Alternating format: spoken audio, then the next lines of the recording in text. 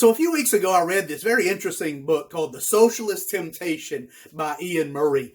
I wasn't going to do a book review on it, but I changed my mind and decided to go ahead and do a short little video book review because I think it's a very important topic, especially for Christians to think through, even though the book is not being written from a Christian, particularly Christian perspective. It is very important for Christians to talk about and to understand the current discussions around socialism. You would have thought that socialism was dead, after the Berlin Wall came down and the fall of the former Soviet Union and all the rest. But socialism, in the younger generation especially, has come back with a vengeance, and people are really talking about it and interested in it. And so it's a very important topic, and I've been interested in economics now for several years, and I won't go into all the reasons why, other than the fact that I believe that it's one of those issues where the Christian worldview has colored our former generations, and they kind of fumbled the ball in not passing on why we believe what we believe, and we just kind of took it for granted. And when you take things for granted, you oftentimes lose them. And so anyway, I've read several books on economics over the last several years that have been very helpful, and this is just the latest one, The Socialist Temptation by Ian Murray. Not that Ian Murray. When I first heard about it, The Socialist Temptation by Ian Murray, and there's another Ian Murray that I'm pretty familiar with, who's written a lot of books with the Banner of Truth. He's written books on Puritans and Spurgeon and sort of trends in Christian history. And so this is a different Ian Murray. He's an economist. He is from England, but I don't think there's any relation to Ian Murray. But I was introduced to it by Al Mohler, Dr. Al Mohler, the president of the Southern Baptist Theological Seminary. He does a podcast or a video podcast every so often, where he gets thinkers and intellectual people, and especially authors, I think mostly authors, and they just discuss the recent book that the guy has written, and I really love watching those videos and those interviews. I kind of it's kind of funny.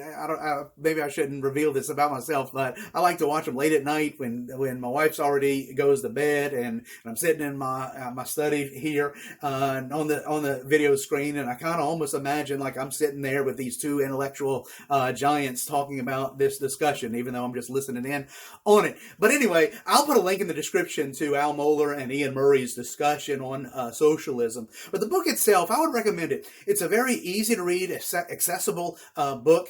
It is not extremely what's the word I'm trying to say? He's not real argumentative in a pejorative sense like some books are.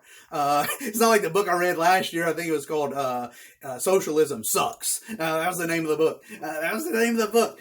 But this one, he sort of has more of a sympathetic approach in asking the question, okay, why is it that especially these young people today, the younger generation, why are they so enamored with socialism?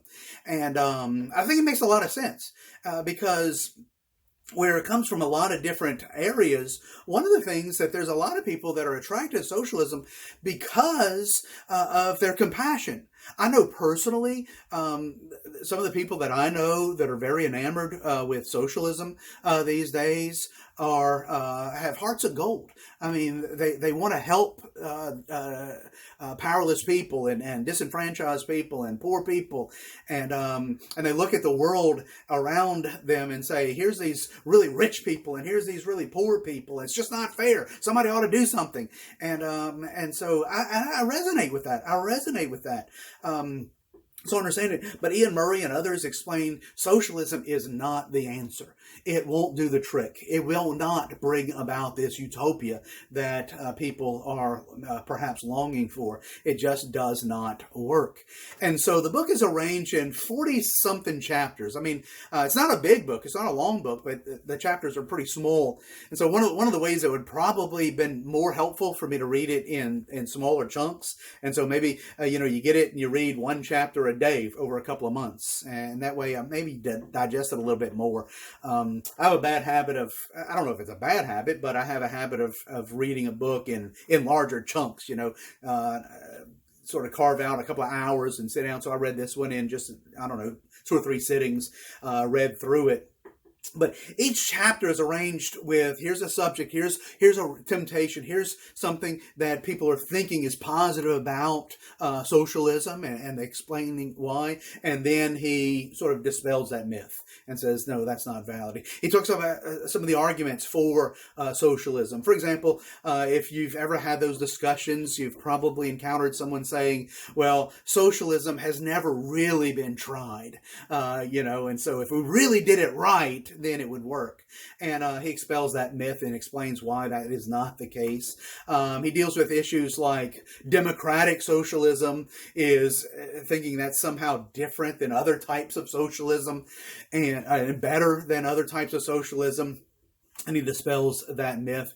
He talks about the Scandinavian countries. A lot of people say, well, look at what's happened over there. And he sort of picks that apart and says it's really not what it seems. Number one, they're not really socialist, and the things that are seemingly on paper good about those societies are a little bit misleading, and they're not even attributable to the little bit of the socialism that they do have, the policies and all the rest. And so he deals with a lot of those issues, and so he covers a lot of ground, even though it's not very technical, where it's hard to follow. It's very easy to follow what he's explaining, and so that's why I decided to go ahead and do this short video recommending the book, The Socialist Temptation by Ian Murray.